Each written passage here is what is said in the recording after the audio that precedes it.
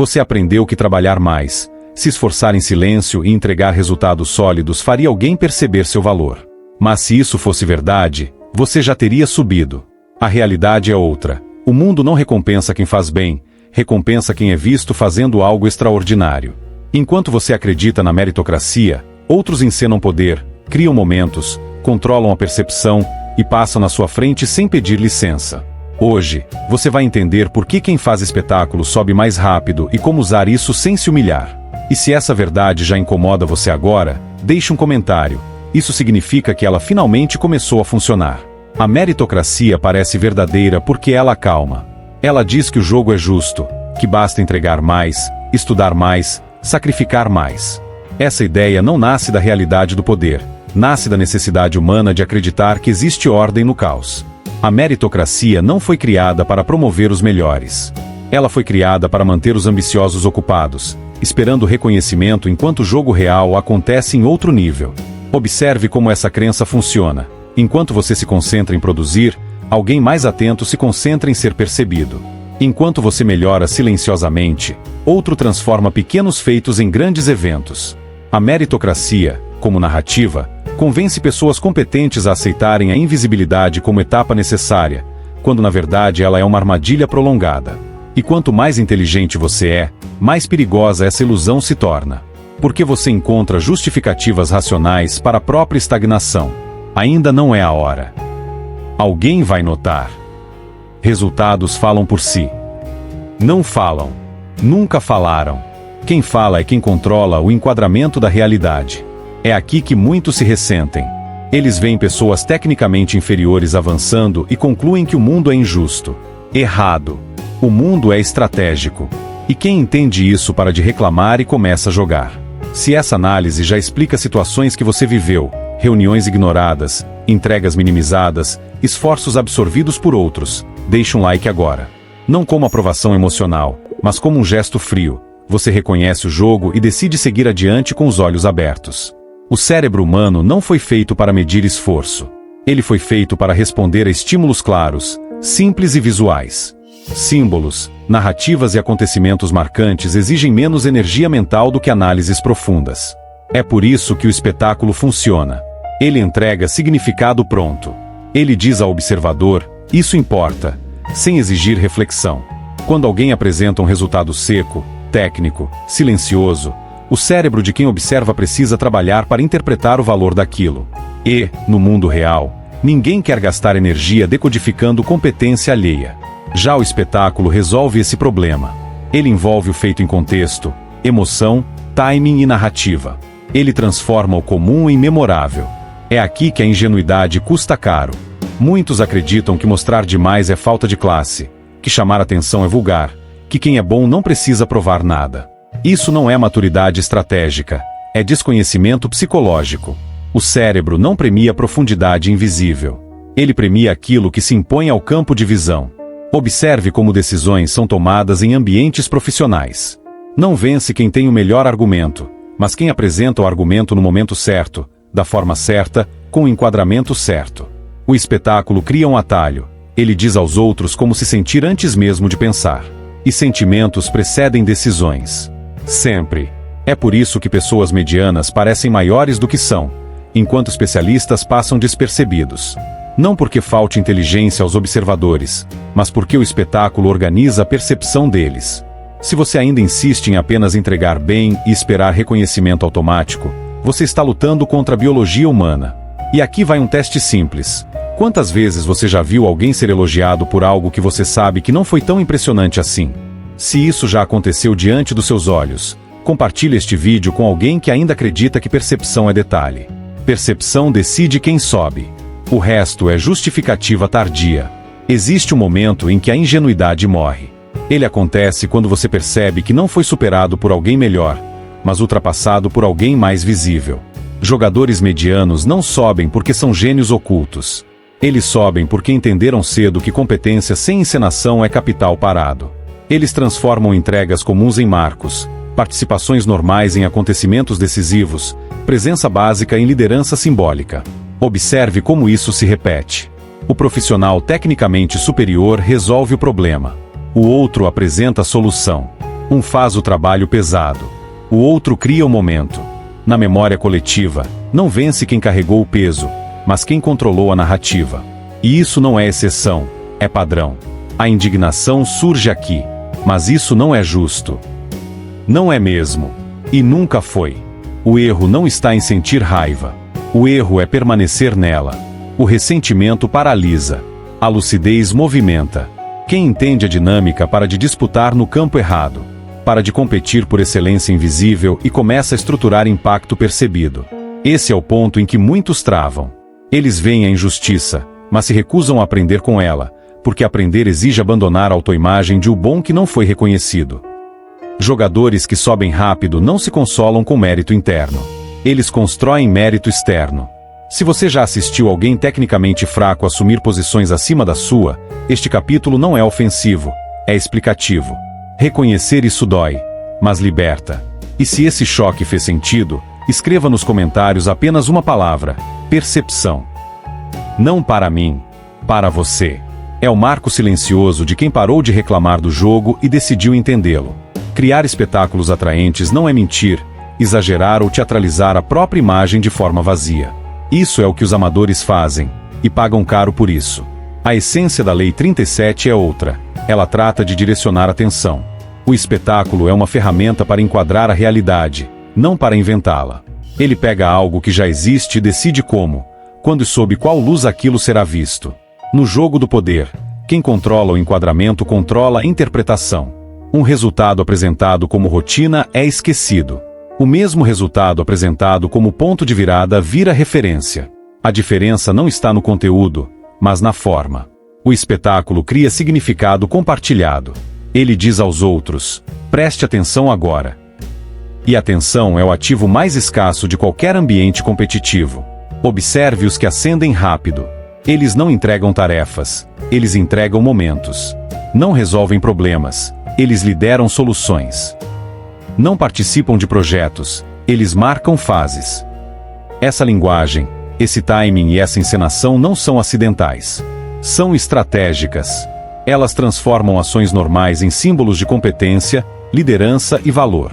A observância da Lei 37 funciona porque ela poupa esforço alheio.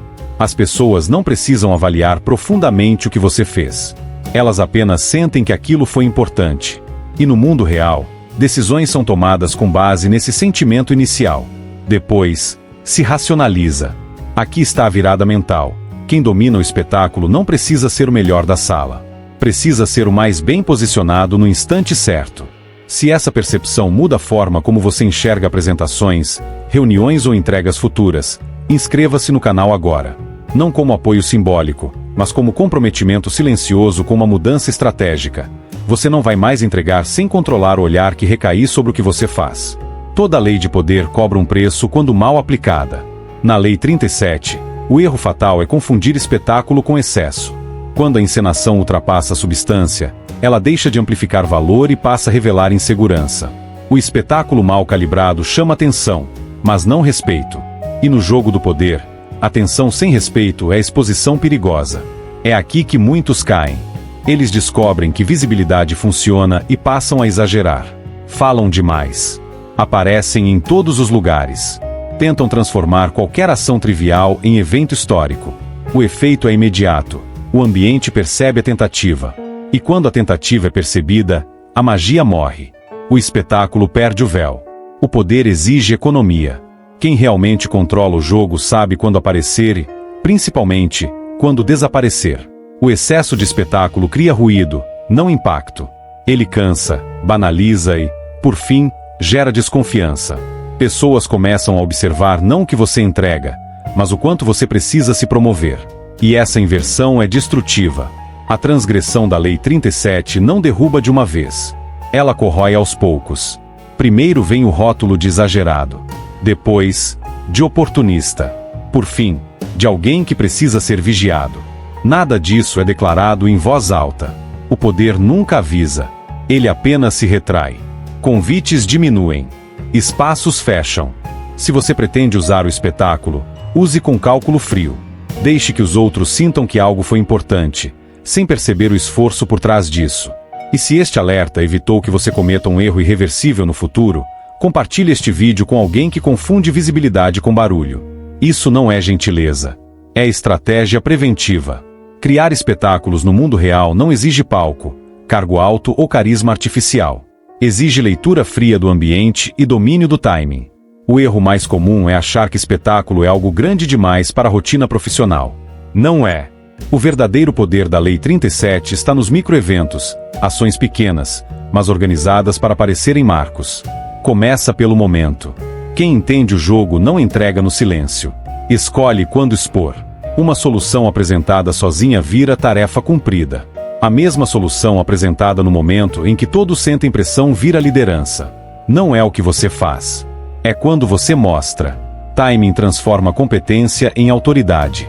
Depois vem o enquadramento. Não apresente esforço. Apresente decisão. Não explique o processo inteiro. Destaque o ponto de virada.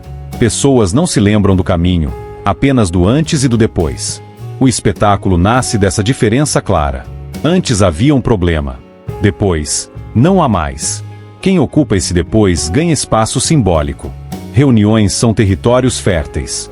Quem chega apenas para atualizar desaparece. Quem chega para marcar fase domina o ambiente. Projetos também. Não entregue tarefas. Encerre ciclos. Nomeie momentos. Dê forma ao que era difuso. Isso cria memória coletiva. E memória é poder acumulado. O ponto central é este. Você não precisa chamar atenção para si, precisa chamar atenção para o momento. Quando o momento cresce, quem o conduziu cresce junto. Essa é a diferença entre autopromoção e espetáculo estratégico. Um expõe o ego. O outro oculta a ambição por trás da utilidade. Se você começa a perceber quantas oportunidades perdeu apenas por não organizar melhor a exposição do que já fazia, pare por um segundo. Avalie. E quando terminar este vídeo, volte mentalmente a uma situação recente da sua vida profissional e pense: onde eu poderia ter criado um marco em vez de apenas cumprir uma tarefa? Se essa pergunta já mudou sua forma de observar o cotidiano, deixe um comentário com a palavra marco. É um sinal silencioso de que você começou a jogar em outro nível. Nem sempre você será o primeiro a entender o valor do espetáculo. Às vezes, você estará cercado por quem faz mais barulho do que entrega. E aqui está a diferença entre o ambicioso ingênuo e o estratégico. O primeiro se irrita, o segundo observa. Quem domina a Lei 37 também sabe se defender dela. Jogadores teatrais deixam rastros. Eles aparecem sempre nos mesmos momentos, repetem gestos, exageram enquadramentos e tentam capturar a atenção mesmo quando nada relevante aconteceu. Quando você aprende a identificar isso cedo, deixa de ser atropelado. Porque o espetáculo perde força quando é previsível. A defesa não exige confronto. Confrontar espetáculo é dar palco. A defesa é criar contraste. Enquanto o outro dramatiza tudo, você organiza momentos reais. Enquanto ele ocupa espaço, você fecha ciclos. O ambiente começa a sentir a diferença sem precisar que você diga uma palavra. O poder prefere quem resolve a quem performa demais. Outro ponto crítico: não financie o espetáculo alheio. Não amplifique, não valide, não discuta publicamente. Discussão é combustível. O silêncio estratégico corta o fluxo de atenção. Muitos jogadores teatrais só sobrevivem porque alguém reage a eles. Quando a reação some, eles encolhem. Esse é o momento em que o jogo vira. Você deixa de ser plateia e passa a ser filtro. Quem entende quando ignorar ganha vantagem sem esforço. E essa habilidade, saber onde não investir atenção, separa quem sobrevive de quem cresce. Se você já percebeu alguém no seu ambiente que vive de encenação e agora enxerga isso com clareza, curta este vídeo. Não para apoiar o conteúdo, mas para marcar internamente uma decisão. Você não será mais arrastado pelo barulho dos outros. Você decide onde o foco fica. Ignorar esta lei condena ao esquecimento. Usá-la sem cálculo condena ao ridículo. Aqueles que confiaram apenas no próprio esforço tornaram-se invisíveis. Aqueles que exageraram no espetáculo tornaram-se descartáveis.